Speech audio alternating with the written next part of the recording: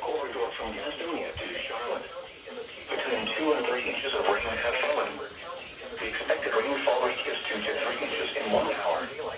Additional rainfall amounts of 1 to 2 inches are possible in the warned area. Flash flooding is ongoing or expected to begin shortly.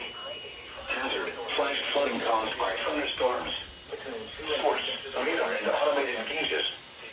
Impact: flash flooding of small creeks and streams, urban areas, highways, streets, and underpasses, as well as other poor drainage and low-lying areas.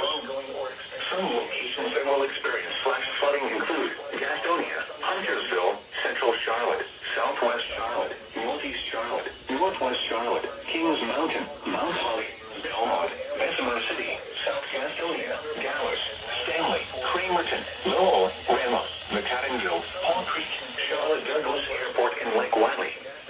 Turn around. Don't drown when encountering flooded roads.